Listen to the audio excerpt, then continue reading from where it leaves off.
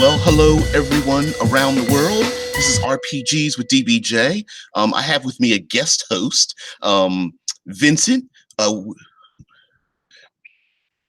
we are. I can hear myself echoing in my head. Okay. That's not a good thing. I can't hear an echo, so it should be fine. There we go. That should affect the sound. Sorry, because usually I have to turn my sound off, on and off, to get my sound correct on my end. Because for some reason it's just not set up correctly. Sound is weird. Yeah, it's always some technical issue. Man, if we had staffing and broadcast people and just sound professionals, how awesome would that be? Paying each of them. I need better lighting. Yeah, exactly. But which actually brings up a specific thing that we are going to talk about today. It's World Building Wednesday, and I'm sure plenty of people out there are, if they're into tabletop role-playing games, they are consummate, passionate world builders, and they are on various. They are down the path to world building in various stages. Sometimes people aren't sure what kind of world they want.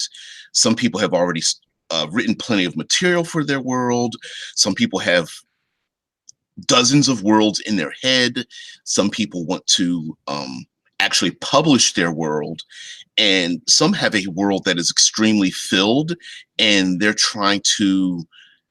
they have an excellent world, but no one has visited that world yet. So we can talk about all of those things, maybe in various stages. Of course, I never write notes, so we'll try to do this in a logical, outline-ish manner, from beginning to the end. But of course, we only have about an hour, so but we can always absolutely come back and visit this. And again, for those who are watching, Vincent is a gentleman that has been in the chat. We've talked plenty of times, always has something very insightful to add to the conversation. My mind rolls 1,000 times a minute, so I tend to miss a lot of things. So I need people to help me bring in their creativity to kind of focus me, and then we can all just create something incredible together. It's just awesome to bounce ideas off each other. That's much more productive than doing it yourself. Yeah, absolutely. I'll absolutely let you introduce yourself, but I will have to say that crowdsourcing your creativity is an awesome thing. Sometimes it's just the little things, and usually simple things, that someone somewhere else will say that just, it's not what they say directly, but that spark will lead you down another path that maybe you were just treading water in this particular idea and not getting forward on it. So I really like crowdsourcing tons of things. So anyway, introduce yourself, please, in any manner in which you'd like. Hello, I'm Vincent Shine. At least I'm known in the internet for that. That's not my real name, but yeah. I'm from Germany. I'm currently in Germany, and I'm a big fan of DBJ. Listen to him for a couple of weeks now, daily when I can. And I'm GM myself. I GM for like 14 years currently, and I write a lot of stuff for RPGs. I like to make my own monsters. I like to write my own adventures. I'm not a big fan of pre-built adventures. Sometimes I read them to get ideas, but I never run them like written. It's not my style. And currently I'm in the final stages of my own game, which is a supplement for the Cypher System. It used to be for Numenera, the setting Numenera from Monte Cook Games, but when I started writing it, someday I realized I have more than 100 pages, and maybe someday I want to publish it, so it's not allowed to publish for Numenera, so I started writing my own setting. And I currently have a campaign in German on my channel with this setting and with my rules, and it works out quite well. And I have another one offline with a couple of friends, and it's pretty cool. It works out pretty fine, but it's always hard to just test all the stuff yourself because you only have your own view. You all know all the rules. You know all the things that may be problematic, and if someone just reads the stuff, there may be some things I overlooked or whatever. It's always the case. Now, for those who may not be familiar with the Cypher system, and of course, we don't have to go very deep into the Cypher system, but the Cypher system, strangely enough, and some people don't know this, it's a D20 system. Yes. In a very broad sense. It's a D20 system. It uses a very simple multiplier by 3 to obtain various levels of difficulty. So you basically define a difficulty, and then you have to roll over C times difficulty. So the difficulty goes from 1 to 10, and if someone knows a bit of math, everything over difficulty 6 is only doable if you lower the difficulty first. So, yeah, and it's a very I'm not sure if this is the proper term within tabletop community, but it's player forward dice. Meaning that the game master does not roll any dice. The game master, I think you can roll on random charts to determine what kind of stuff they get, but you'd never roll for monsters or encounters or anything like that. Correct. So, in other words, instead of the game master saying, "Hey, this creature attacks you," or "This trap goes off and causes this thing to happen," and then grab the dice. Instead, it's all on the player. So the game master says, describes the event, and then the player rolls the dice to react to that event. So if they fail, they are harmed or stuck or paralyzed or what have you. They forget something, they're lost. And if the player succeeds, then that, of course, that hazard doesn't happen to them, whether they're attacked or intimidated or something of that nature. It's actually pretty simple considering the materials that were printed for that system. Yeah, the system itself is very bare bones. They have to make really large efforts to make it interesting in some way because the system itself is so simple that you can't make much variations of it. Basically, most of abilities just increase the damage you do a bit or lower it or rise the difficulty of something. And that's basically everything you can do with it. The interesting part about the Cypher system, at least for me, is that it is mostly a resource management game. Because you have 3 kind of pools, which not only are your hit points, but also power your abilities. So you have to constantly think if you invest these points to lower the difficulty, or maybe you should just roll straight ahead. And you can use your XP also to re-roll. So you have multiple different resources you can use up on each encounter, and those players have to decide which resources they use when. And that's pretty interesting from a player's perspective. Yes. When you tell a player they have to and they're used to classic Dungeons and Dragons, and you tell them they have to spend their hit points to garner themselves a greater chance of success, or spending enough to get an automatic success, it becomes a little daunting when and if they use them and if not. But the one other thing that I like in the system that for those who might be put off by a new system, Dungeons and Dragons 5th edition has actually taken an element out of, I guess you could call, air quotes, indie games, and brought it into 5th edition. And that is the concept of the GM intrusion, which very much parallels inspiration in 5th edition Dungeons and Dragons. So, and I have to give a description. So in 5th edition Dungeons and Dragons, there's advantage, disadvantage, and inspiration. So advantage and disadvantage means that you roll 2d20 instead of 1, and you either pick the best result from that, the higher result for advantage, or the lower result for disadvantage. Inspiration is something that the Dungeon Master grants to the player for exceptional role playing weaknesses, describing something great in the game, or maybe some other metric that they have in their setting, like, hey, you get an inspiration point when you defeat the creature, or you get an inspiration point when you decide to do something other than get into combat or something.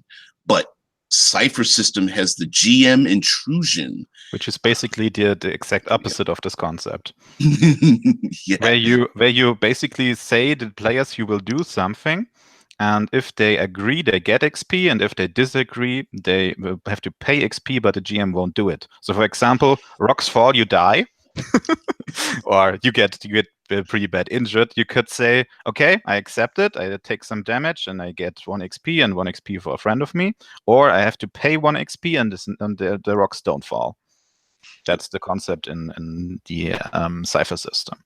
Yes.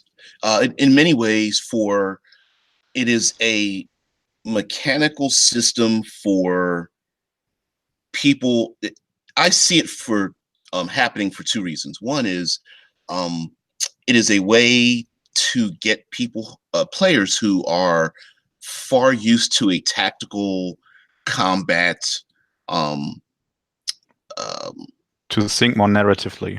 Yes, and now I can understand there are some people who don't like that mechanic because they're already role players, and it slows them down from the act of role playing themselves, because they would do this anyway.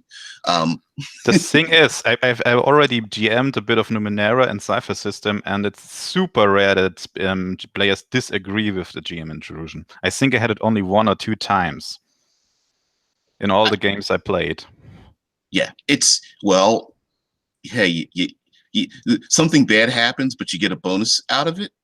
It's no big deal. I get XP. I want XP, and if something bad happens, I usually try to make the GM intrusions interesting. So not just you lose some hit points, but maybe something potentially interesting happens, even if it's bad for you. And most of my players just agree that it's advantageous for them to just accept it, because they know I won't screw them over and kill their character right away or something like that. Right. And that's where trust comes in. And of course, the whole point of having player characters engage in the world is drama. You want that drama. Your best movies tend to have drama stacked one on top of the other. Most recently, because it's brand new movies, the Mission Impossible movies are excellent examples of stacked drama. Hey, we need to steal this list. And there's a complication breaking in. And the person, no one's supposed to be here at this time. The guards walked past. And there's a rat in the air conditioning system as well. And one of the people helping me out is a turncoat. And stacked theoretically, drama. each of them could be a GM intrusion in the Cypher system. Right. So basically, the players would have got a shit ton of XP from that. Either that, or maybe someone's just failed so many times, and the GM's just shaking their head like, I've got to help them out a little bit. So hey, let's add a little bit more drama, give them some experience points, and maybe they might get themselves out of the fire, But enough about the Cypher system. We're here for you and world building. So if you could describe your world, and I know it's, the elevator pitches are actually far more difficult than people think. Oh, I've written one for this. Yes. Just to prepare everyone, an elevator pitch means that if you found someone who has the time, energy, and money to basically bring your world to life, but you have to describe to them, you have to sell them on the idea in one elevator ride. That's what an elevator pitch is. It's a very short description of your world that is enough to get people to say, hey, I'd like to learn more. I want to flip the page. I want to click on it. Someone told me about it. I want to find out more or ask more. So that's what an elevator pitch is. So go right on ahead, please. Okay. Astrositas is a post-apocalyptic space opera where you play augmented clones called Omega drones instead of normal humans who all died during the Primal Scream, a world-ending event. The players must navigate a broken universe without memories of what came before, inside of unique spaceship built like characters with Monte Cook's game's Cypher System. Each ship and character will be unique and be supported by hundreds of new augments, enigmas, modules, all introduced in the game. That is awesome. And of course, Prue, who's always sarcastic, is like, hey, most buildings in Denmark are less than 5 stories, so you have 3 seconds. Yeah. You never know. But it's not 1 minute, so I think it was something like 10 seconds or whatever. It's funny. But Astrositas reminds me of it's the name is I wrote it because it sounds similar to Numenera from the style. It's built out of the 2 worlds, Astro for space and Citas street, so street to the stars or street to the sky. That's what it means. And it seems it also seems to run down something that's one of my passions too, which is like transhumanism. It has a big flavor of that. Right. I used your game on Friday, man. Eclipse Phase. Eclipse Phase has was a lot of inspiration for that. Yeah. It's because the characters are basically like shells in this game, so they work very similarly. Because I made different origins for them, but the characters themselves are so-called Omega drones. The drones are categorized in Greek letters, and every letter gets a little bit stronger and more versatile. So Omega drones are basically the pinnacle of all this, while Alpha drones are just cannon fodder and just level 1 creatures in the Cypher system, with no abilities. And Omega drones are player characters. They have all the abilities the characters have and have different specializations, and every one of them is unique. And yeah, and I made different kind of Omega drones you can choose from, and try to make them as interesting as possible and still let you use most of the options the Cypher system gives you. In the Cypher system, because we didn't mention it before, you can build a character out of 3 parts. Yeah. You have a descriptor, which is basically like an adjective in a sentence, so smart, fast, secretive, or whatever. And it gives you a small package of abilities. Then you have a role, which is basically the class of that you take. And then you have a focus, which is the thing your character is known for, special abilities. And for my game, I only made additional abilities for the role, and that's it. The rest is just basic Cypher system. What I mainly made is a system where you can build spaceships like these characters in the Cypher system. So the spaceship also has 3 parts. The descriptor became the ship class, then the role became the frame of the ship, and the focus became the ship core. So you could build, for example, Athena class destroyer who grows jungles. It's all the character creation system in Cypher has always, I've always heard it as the adjective noun that verbs. Exactly, and that's the same thing with my system. The only thing is that the adjective is actually a class, because at first I tried making some adjectives for spaceships, but they sound stupid. A rusty destroyer who whatever, it sounds just stupid, so I made classes.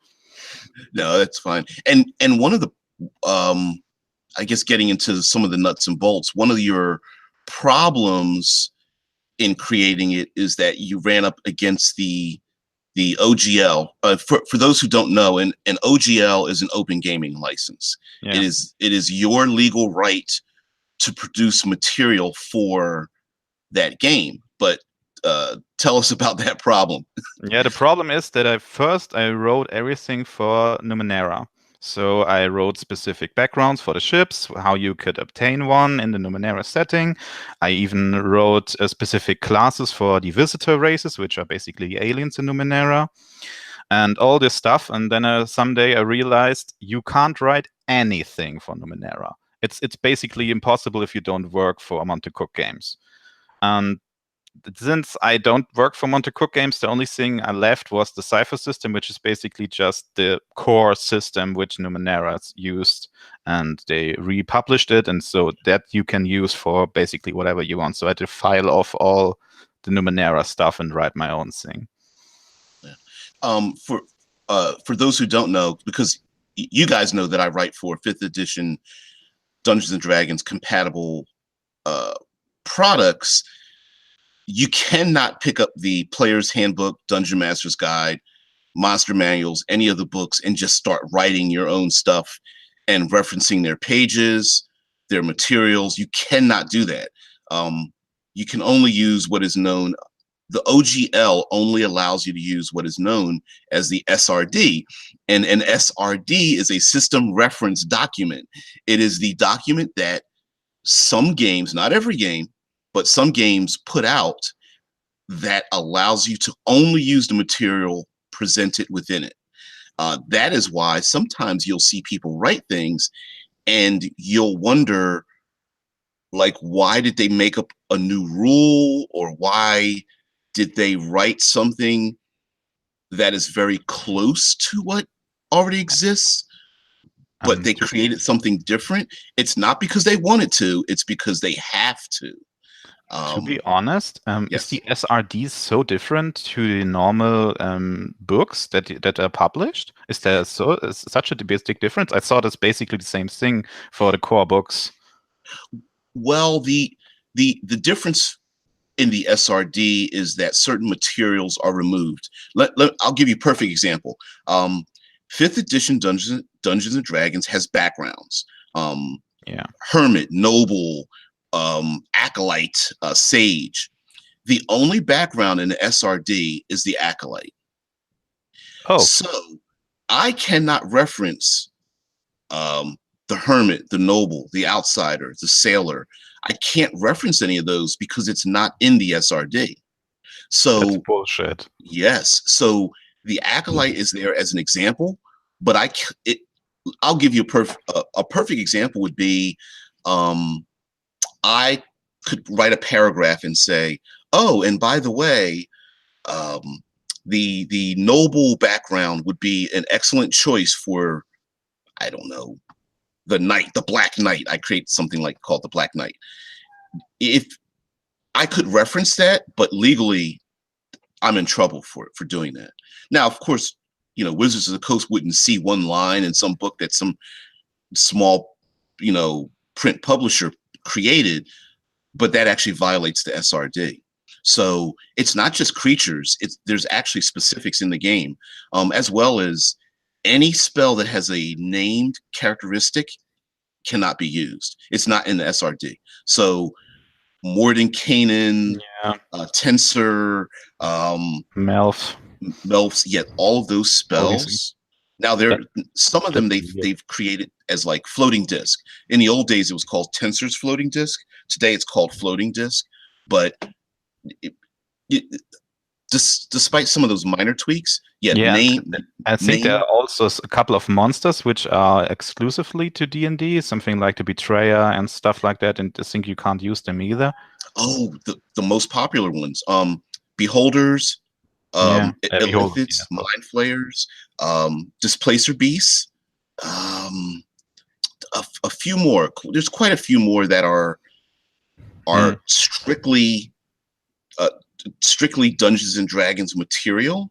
The ones that are historic, Minotaurs, Cyclops, they can't. Of course, they can't. Yeah, a friend of mine who helped me a bit with Astrositas, and I helped him with his system. He tried to make a Star Trek game for Cypher System, and basically he got a letter from Monte Cook Games who told him to stop publishing, to put out the stuff because they can't get a license from Star Trek, and they would maybe get in trouble for that. So he had to stop making it, which is super sad. Yeah. And unfortunately, you're stuck between a rock and a hard place. Do you try to get the licensing? That can take forever and be very expensive. That's why I'd like to make my own stuff. Just file off the serial number and you're golden. That's basically it. Yep. Okay, so enough about that. All right. let's get into the deep world building, Yeah. the creation of this. So let's first talk about the idea of the drones, Yeah. because you refer to them as drones, and to me that gives me a different feeling Yeah. for what they are. So if you That could that's talk about. that's the problem with the terminology, because for us drones are these flying rotocopters or whatever. But in my game, I started off with the idea. Started off with a module. A module is basically like an artifact for ships, so a room where you can build stuff. And I made a cloning facility, and I had the idea of making crew drones. So basically, like proto-humans, which you can just use as crew for your ship when you don't have crew yourself. Was the basic idea. And then I realized this may have potential because my players really love these things. And then I started to develop this idea and started making different kinds of crew drones. And then I had the idea of Omega drones because it just sounds awesome. And then I made everything else from it. The problem with the terminology is that drones are, in the normal human mind, something different than what I made out of them. What you think of drones in my system are probes, which is basically like a robot that flies around and do stuff. Drones for me are basically just anything that looks human and acts like a human. That's it. You only have to have two arms, 2 legs, and a head, and that's it. You could be a crystal creature. You could be something from. It could be a cyborg. You could be whatever. But that's a drone for my setting. It takes a bit to get used to it, but I think it's not that hard. I'm still debating if I should rename them somehow, but it's hard to find something that sounds good. I thought about clones, but it doesn't really fit. So, I have no problem with that terminology, because of course those of us that are into fantasy and science fiction and such pretty much get it. It only takes a minute to understand and go, oh, okay, yeah, that makes perfect sense. And especially because in this setting, um, there was an event that wiped yeah, information and memory. So the how primal does scream, it's called that describe way. that?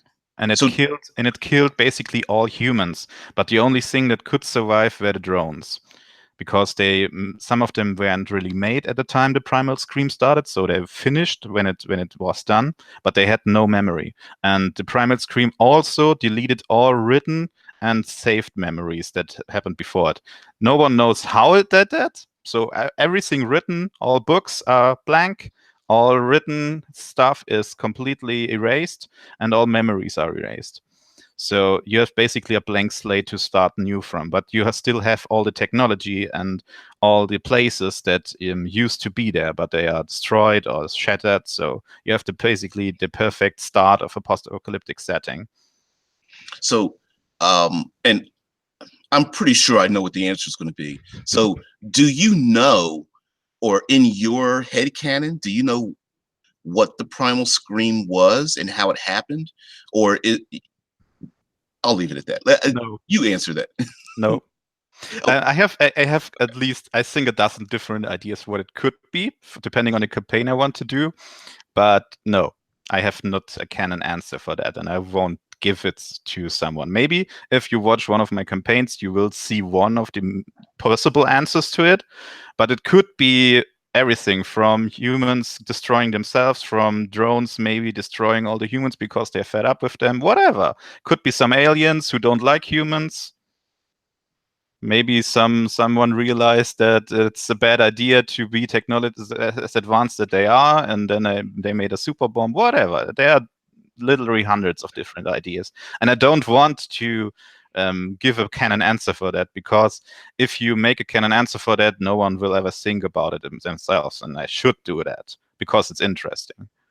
right. Yeah, and even Prue says in the chat, I like that there is no answer to it, and we've talked about this before, and I understand that yourself and many others in the chat, it's very difficult to talk about a big thing in very small, numbers and letters. But the idea of not having an answer to something, I think, is a great world building element. Yes. Just, hey, this event happened. This thing exists in my world.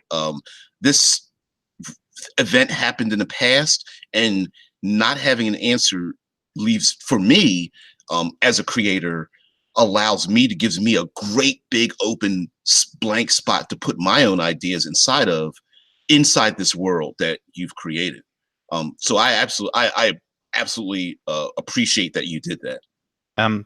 Additionally, because I like the idea, every character has amnesia because of the primal scream.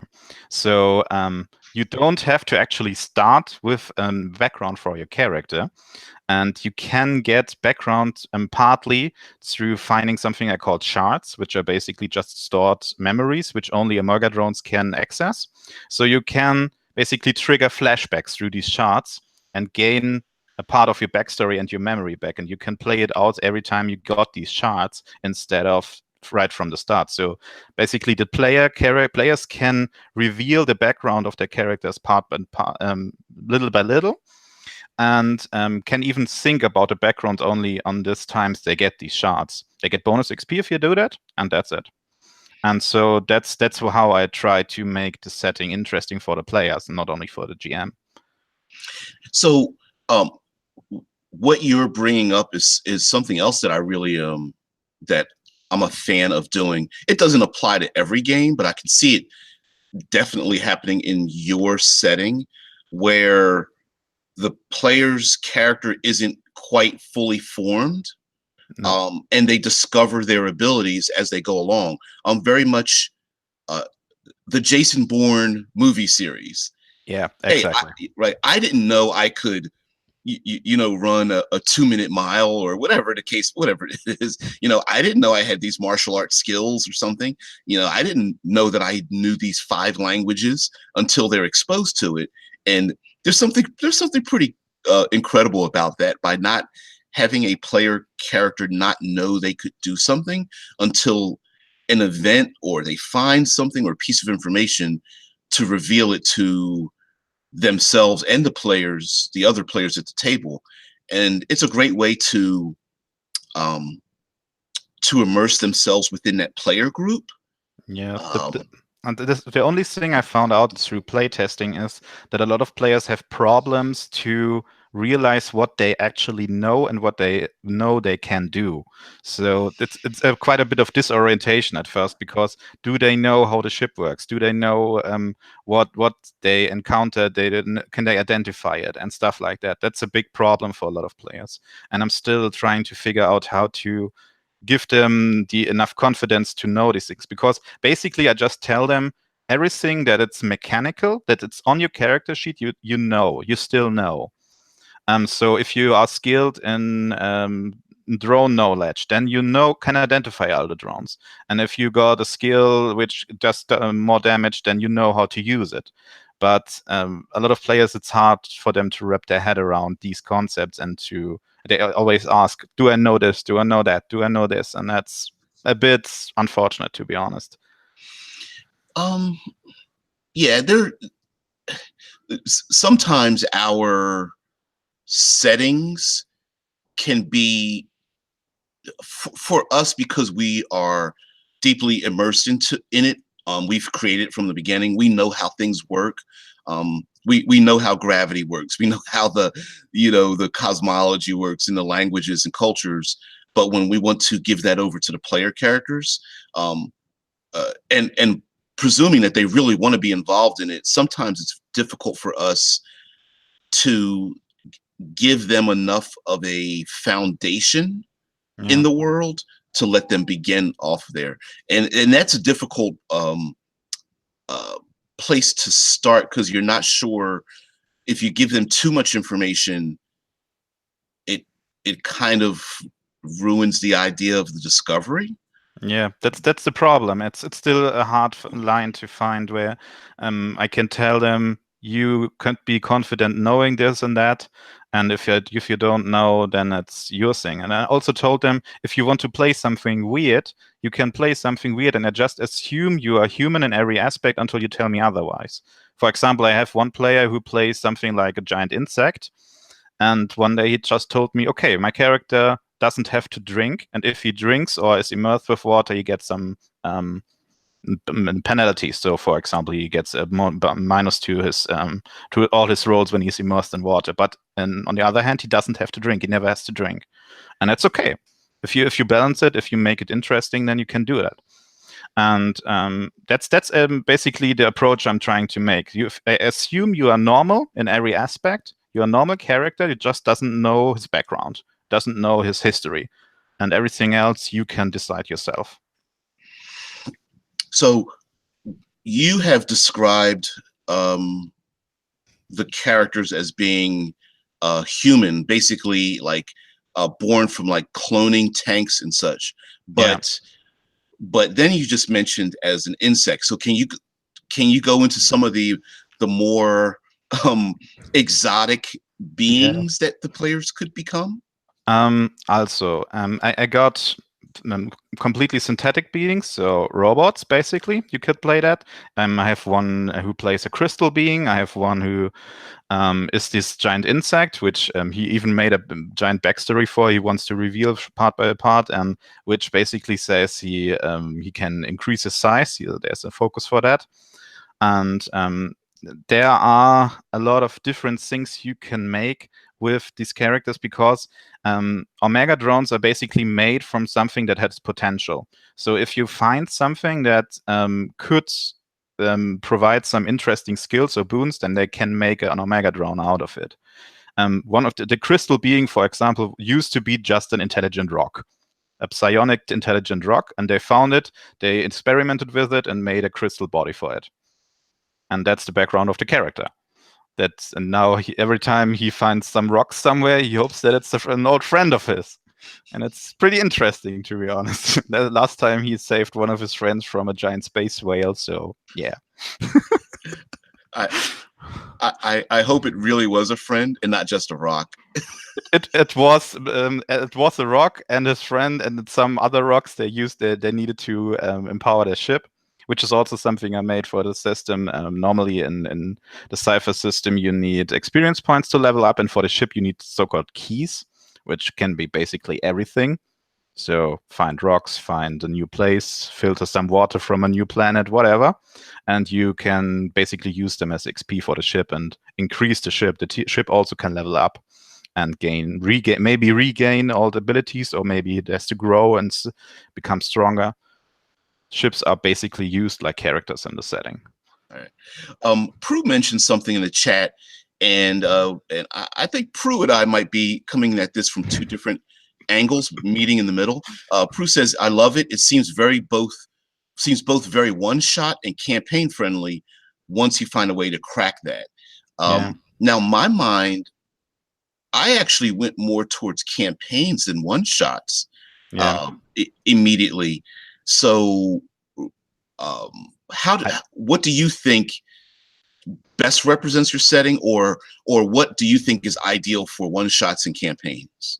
The problem with my setting for one-shots is that usually you want to keep going afterwards, because there is a good way to make one-shots for it. I made a couple of one-shots with Astrositas already, because at first you have to claim your ship. So either you have to kill their previous owners, or it's so old it became basically a dungeon, and you have to reclaim the rooms and register yourself in the ship and stuff like that. And that's a pretty neat scenario for a one-shot. You can maybe do that, afterwards you can do some ship combat and then go away. But usually the players are like, okay, now we know the ship, now what do we do now? And that's the problem with the thing, because you always want to keep going. You always want to see, what else can I do with it? What else is out there? What else can I discover from my character? And it's not really a closed story in itself, because you always want to go on and learn something new and learn something more about what you just learned. What you open one door and maybe and then you see three more. And that's the thing. I tried to make a couple of one-shots to just test out the ships on different levels to see how they work, but the problem was that at the highest level, when a ship was tier 6, which is the highest tier you can get, the players were completely overwhelmed by their options. They never used half of the stuff they had, and if you get them slowly, it's more intuitive to later use all of them, or maybe use most of them. It's a big problem with the Cypher system itself, and if you get a new character, which the ship basically is, it gets even more complicated. I know my system is more complicated than the normal Cypher system, but I think there are players who like that. Yeah. Sorry. Prue says, see, to me, that's a cool place to end a one shot. We've gathered the ship and then going off into the unknown, and not knowing what that unknown is, which I have to agree. Because your mind probably can create enough scenarios. But I actually like, I'm into this idea of discovery, because it's like discovery of self. Like who are we? Where did we come from? How did I get here? Can I reconnect with my past? Am I completely artificial? And are we holding together an old society that collapsed? And then I like the discovery of new places. You know, you're in this starship that you may not know everything about, and you're going to these different planets, maybe encountering different societies or different worlds, maybe finding other starships filled with people like you. Yeah, that's the cool thing about it, because every memory is erased. You basically always go out in the unknown. You can't basically know anything because you learned it yourself, and that's the interesting part about it. But I must agree with Prue to some extent, because I think there is not a story you can end properly. You can never make a one-shot which is truly closed in itself. You always want to know what happens afterward. And if you like this idea that you maybe started something interesting here and ended at this point, then I think it's perfect for you for one shot. Yeah, that's I like things that are always sparks for more not information, but sparks to go further into the story. So yeah. I like those engines. I like that creative spark that's just like, oh, and you guys have cleared out the ship and there's enemies in it or something, like the old cobwebs and such, and the ship rises from the earth, or it's lost in space and derelict and the lights come on and you're done. You know. Yeah, maybe you kill some other ship and escape narrowly, and then it's all. It's basically what I usually do in a one shot. I just try to let them reclaim the ship and then do one thing with the ship, and then it's off. Yeah. Oops, sorry. So one aspect of this this setting that I want to ask you about, because I talked about other societies. Do you detail a location for them to be? Meaning, like, are they in a specific star system? I tried to make it like they made in Numenera at first, where you basically describe very broadly a specific place and then let the GM build stuff like they want inside of that. The problem with Astrositas is that in Numenera, you can basically describe a city or something. If you want to make something for a space opera game, you basically have to describe a whole planet. And that's quite a bit harder to make something concrete out of it, because mentioning specific individuals or something may even be hard if they are not the emperor of the whole planet or whatever. So making something really small with it is super hard, in my opinion. But I made a complete star system, which is based on the idea of the Dyson sphere, but a bit modified. Dyson sphere is the idea that you make a sphere out of around the complete sun. But later I learned that basically that's impossible because it would need more material than a normal space system is present. So I made the idea of satellites, Dyson satellites, which surround this thing, and they can send the solar rays to different planets, and the planets use them in different ways. So, for example, you have one planet who uses solar rays to mine for rare materials, and you have another planet who has massive harvests, which just try to spread around this light. So you have sun all day around, so you get giant harvests, and others use them to make one side of the planet completely black and the other completely in light all the time. So you have specific zones for different things. And that's basically the theme of the solar system is manipulation of the sun, and that's what I try to make a lot of interesting things out of it. That's real. I like that. I like that a lot. It's because you could in your setting, you could make some really exotic, bizarre technological feats, and then the players are there to discover why it exists, or maybe something has gone wrong with the use of the light and they need to fix it, or it's created a hazard, or they could just be very powerful as such an advanced civilization that they just wanted to, these were like their playthings, planets like their playthings, like, hey, let's make one side dark and the other side light all the time and see what happens. For whatever reason, yeah. And it very much reminds me of the writer Larry Niven, who's famous for writing the book Ringworld. But he's used science to talk about his universe, which is known as the known universe or known space. And in it, he's had people, society went out to different planets to settle the planets. And on each planet, the seed ships went to planets that could house humanity, but they could only discover how to house humanity at the moment they arrived. So some people landed on planets that at the moment they arrived, they could hold life, but the planet itself was like in such a huge elliptical orbit that it went completely frozen and then came by the sun to, boil. And so you have these people living in all these strange places. I think he's got one where they landed on a world with these thousands of plateaus. But if you go below or above the plateau level, the air's poisonous, and so on and so forth. So that was his excuse for having like these really bizarre and strange places where people lived. And for me, what you're describing is like there's this ancient old high-tech society, but you're never quite sure what their purpose was in creating something. Like they try. It looks like they just try to experiment or maybe make planetary manipulation of something. Maybe it was just a test realm for something else. Maybe they wanted to build a super weapon or something. Just they want to optimize the solar system for some specific reason. You never know exactly. That's the point of the thing.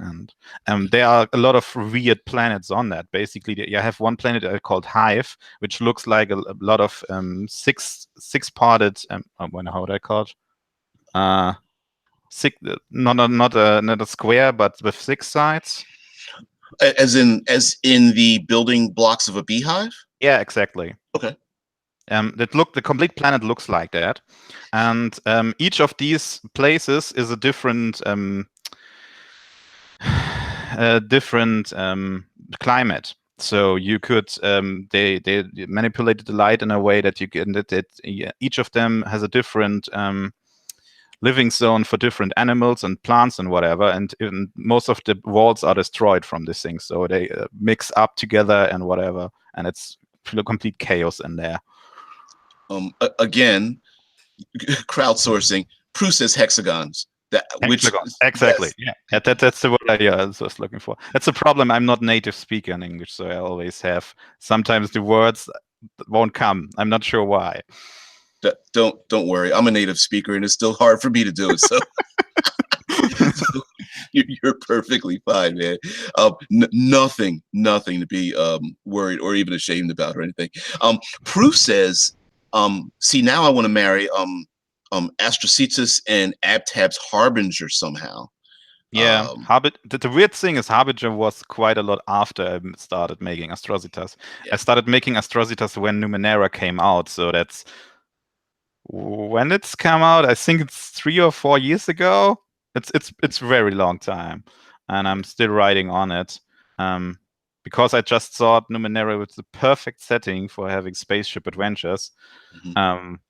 They didn't have any good rules. And they even wrote Into the Night, which is a specific supplement for space adventures for Numenera, and it's shit, in my opinion. My system is so much better. They just made one spaceship, and to get to all the other places, you either have to use this one spaceship, which is very bare bones. I think they used 1 page for it or whatever. It's just a place. Here you have a floor plan, and you have some stuff you can do with it and use it. That's it. Wow.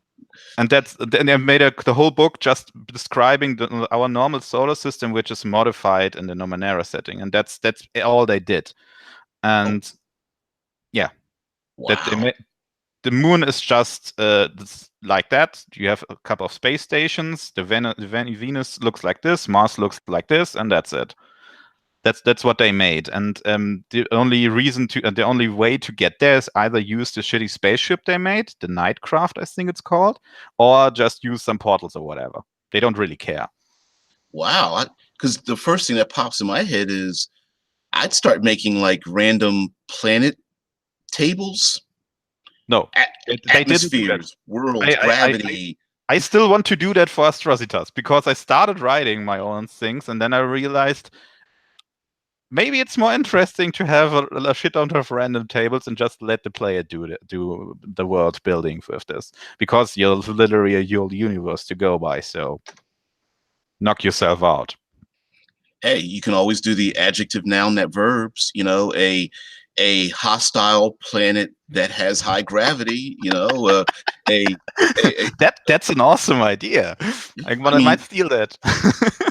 It's already stolen, dude. Use it. I mean, you see, to me, like just thinking about it, my mind's already coming up with ideas for characters, for adventures, for and I really appreciate how you came up with this event that eliminated all the knowledge, so that because one, I don't want to say limitation. One problem of high technology is the vast amount of information we have available to us, or assumed to have to us in a high-tech world. And I like the fact that there's this giant mystery out there. Everywhere they go, everything that they do is unknown. It's this unknown quantity in space. Yeah, I even made a whole faction or multiple factions out of the so-called internet of my setting. So there are huge super intelligences, which are called the Titans, which also have the mystical Titan names, so Hyperion and stuff like that, and Gaia. And each of them used to be connected, and through the primal scream, they all got disconnected. And each of them just is a part of a huge super intelligence, but alone. So each of them has some kind of personality quirk they can't get around because they only used to be that. One of them just used to be the research guy. One of them just used to be the war guy, and now they are only that. And they even fight against each other because they don't know they used to be connected. And that they used to basically be the internet of the time. So they have relays all over the place, and you can even tap into that to get some information, but it's made for ship-sized entities.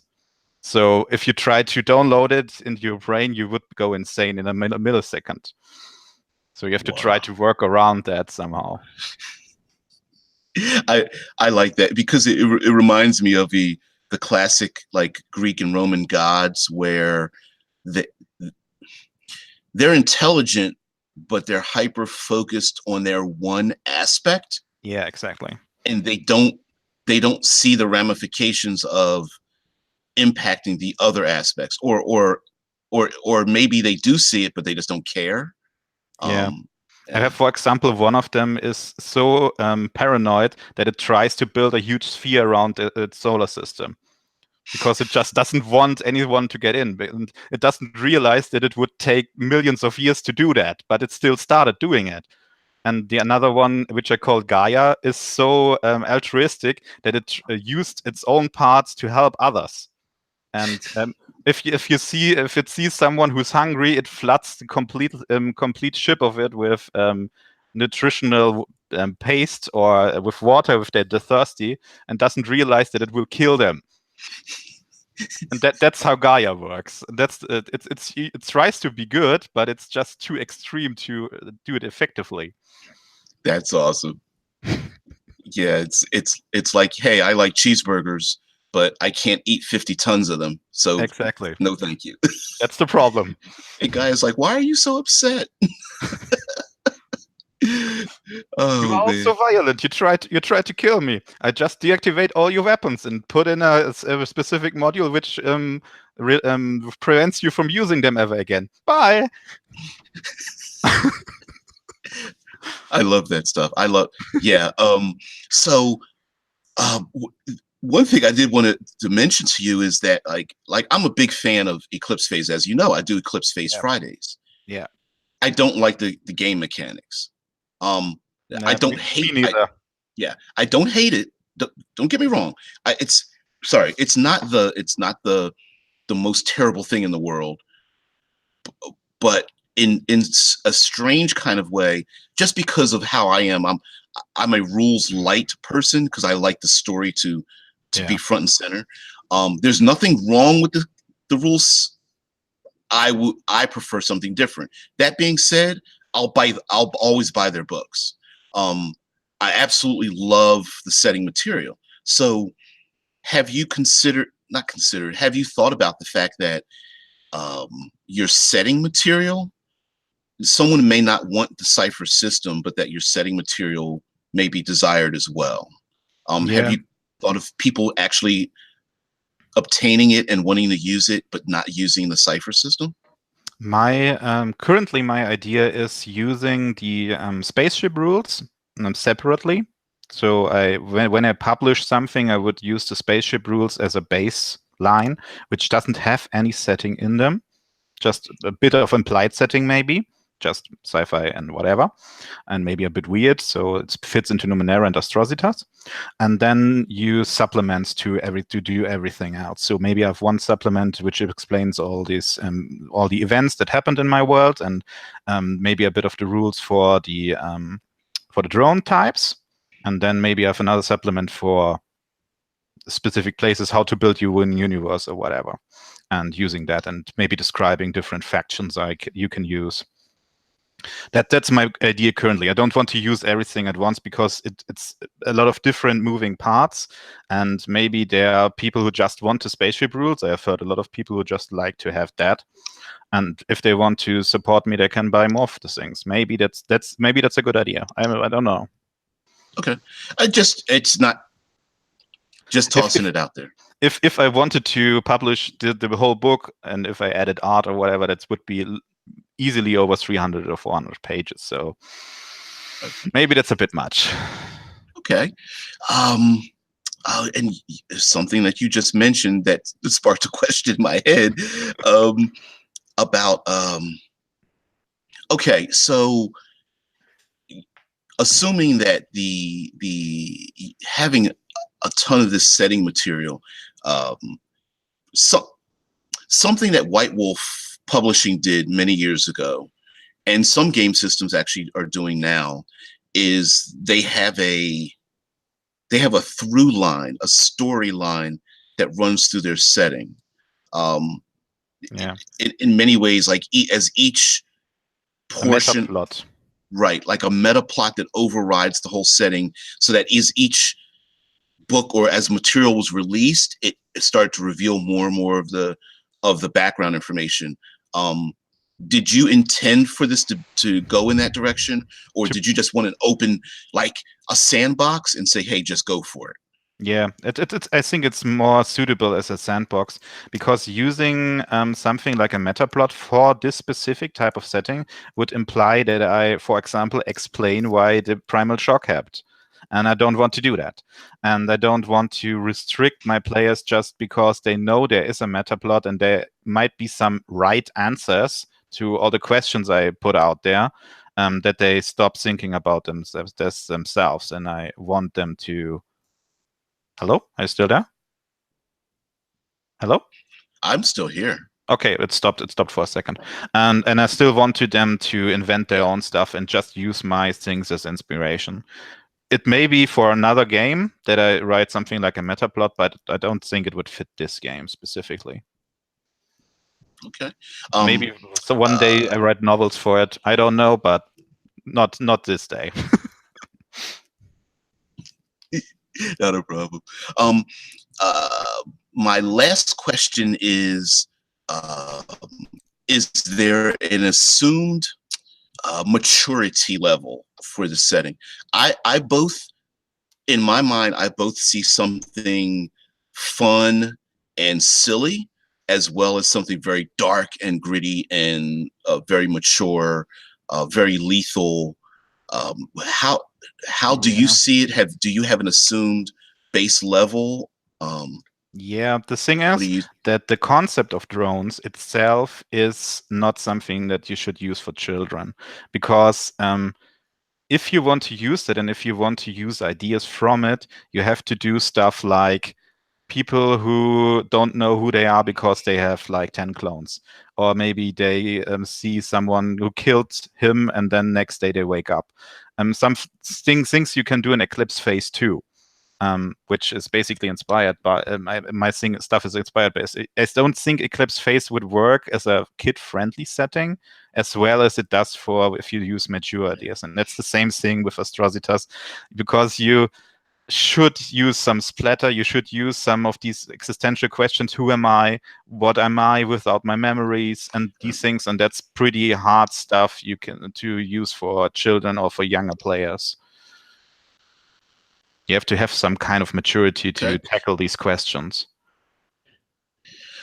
I'm now, of course, we all, meaning everyone that even participates in this or watches video, are brilliant game masters, world creators, and we all know that at a minimum, if there's something very adult, we can always fade to black. Yeah, that's true. Instead of describing it, but I'm one who loves discovering, delving into those existential questions of who are we, where did we come from? If you were an evil person, but you awoke without your memories and personality, and you become a good person, are you still responsible for your evil acts? In a world where you're using your abilities for good, but some other people are completely manipulating it for evil and nefarious purposes. And should you, do you have the right to stop them? Are you, it's like playing God in many ways. Like, are you imposing your will in this world as freely as someone else, even though you may not like what they're doing? I love those larger questions. And then, of course, the deeper things of like, firing your gun and, jumping over a wall and climbing up a building and all that, going through having 0G sword fights or something. Whatever. Oh yeah. Yeah, you got to have those kind of things. But and I like mixing those two things together. So I can see your setting having such rich questions, and the Cypher system actually lends itself to doing that, because it has those three statistics for overcoming. I don't remember the statistics. It's might, speed, and intellect. Yeah, that's it. The problem I see with the Cypher system to explore any more complicated questions is that intellect is way too important for a lot of things I want to do in the game. And a lot of my players basically only roll intellect all the time, because it's all social things and it's all intellectual things. So if you want someone to, for example, lose sanity points, you would let them lose intellect points. And yeah. Yeah, I see, because it's so simple that there's no division between. There's no really variance you can put in there, no finesse or whatever. You just have to use the same mechanism all the time, and that can be a bit repetitive. The good thing about the Cypher system is that it's relatively simple, and even my spaceship rules are not really that different to how the characters work. So you basically have to think about more things, but not really more complicated things. And that's what I try to do, at least. I'm a big fan of sanity, mental stress systems, just because it as a game master, it allows me to challenge the players in different manners. And equally as well, the Cypher system, a social encounter or an intellectual encounter or a physical encounter is handled exactly the same way with the same benefits and penalties, which means you can have an entire game of social interactions or discovery or something. Yeah, the problem is you would have to change the abilities from a lot of characters, because they are still, even though you could theoretically do that, most of the abilities are still built for combat, for physical combat. Even from the character classes which are more social, they usually have something like a scream which let them be disoriented or whatever, which you can use in combat. So it's still D&D with the serial numbers filed off a bit. So you would have to modify it a bit to get to the more crunchier stuff. I think it's a really neat system to build unique and powerful and interesting characters, but something like a weak group of explorers or something doesn't really fit the Cypher system, in my opinion. I can see that. Cypher system may default more towards pulp action, like Indiana Jones or well, even like the Bourne movies, where there's action there's a lot of action, but it's interspersed with some discovery, some social encounters, and then back to some more high action, or even Star Wars. In terms of it should be. Focus should be the action. You can't do a character drama with Cypher properly. You would have to use another system, I think, to make it really good. It won't help you do it in that. Let's just say it that way. All right. Yeah, and you're probably stuck. I'm sure you could create for yourself a sanity system, but then that's adding a complexity or another. Yeah, you could maybe make an insanity pool or whatever. I think there are even rules in the Cypher system somewhere for that stuff, but I don't think it would work as good as just using them like the rules are written. That's the problem I have with the Cypher system in itself, because a lot of people are like, let's play a super game with Cypher system, let's play a horror game with Cypher system. And I just like, maybe just try to use the rules that for the things that it's good at, and not for the stuff it's not good at. Cool, that's awesome. Well, we've as always, I always go well over my hour mark, but we will talk again, both privately and online. As always, when I invite someone on the show, you're a guest host, as it could be. So if you want to participate again, or you want to talk about something, or you've come up with something new, I have no problem. Just let me know.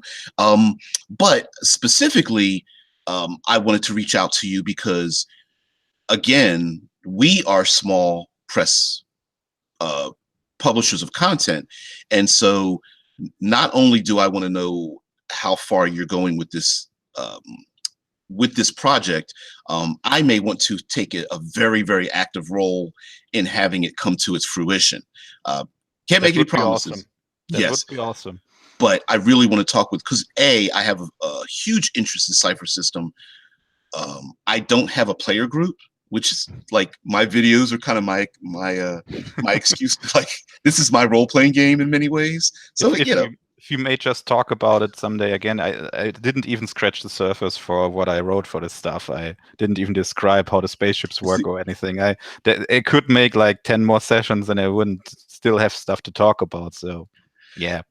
Yeah, I might have to not scrub, but like rethink my Eclipse Phase Fridays and kind of, you know, Sci-Fi Fridays. Yeah, exactly. Just because on a bigger scale, I love science fiction, and then this, when you brought this up before, I was like, I'm really interested in this, and you gave little bits of hints, just little little sparks, and I was like, man, I'm really into this thing. So yes, so both personally, on a personal level, I'm very, I mean, I want to see this. Like, I want the book. So, I mean, I want the period. book too. Yeah.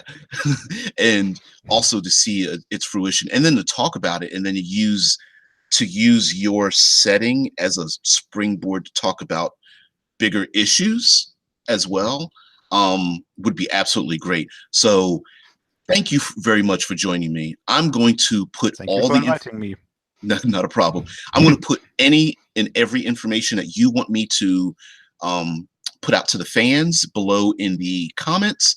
And for those who are out there who see this and you are sparked to create, just keep doing it. Start creating. Start writing and reach out to people. I'm nobody special, but I do my thing. I hope I'm an engine or a conduit or a network for people to reach out to others. So, and it really sparks me. So I'm going to sign off, but I'm going to allow Vince here to have the last words to speak to the crowd. So please, sir, take it away. Say, push, plug, anything you want.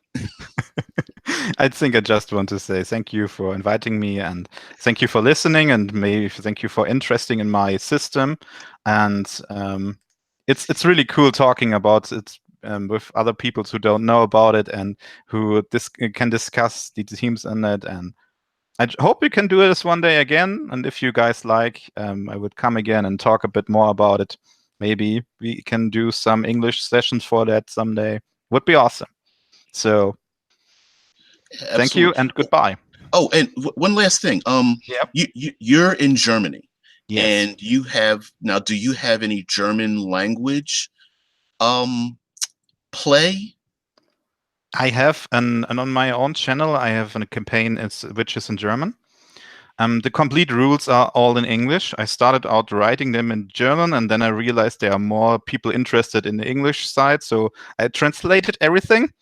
And I did write everything parallel in German and in English, and then I stopped writing it in German. So, wow. well, okay. A shit ton of work, dude. I'm just telling you, that's a lot of work. Oh yeah, it's hundreds of hours that it goes in this thing. But in a way, you're ahead of the game if you want to have your book translated to German, since you started it that way. Yeah. So the rest of it, yeah. But that's awesome. The thing is, I don't think there's a huge market for it in German. So it's all right. We'll have to figure something out about that. Me, I'm in the States. I have a lazy tongue. I can't speak or pronounce anything else, and I hate it too. But should I say something in German just to make you feel better? But my point is that I am not against. I'm a worldly individual, and I love feeling the influence from other cultures and people and what they're doing and how they're creating it. Because we're slowly becoming a very homogenized world because of our connections. So I like to know that there are people who are still connected to their own languages and cultures and things, and just influencing the role-playing community. Because it's like, hey, I don't know. I'd be arrogant if I wanted people to be like me. I already have me. I don't need more.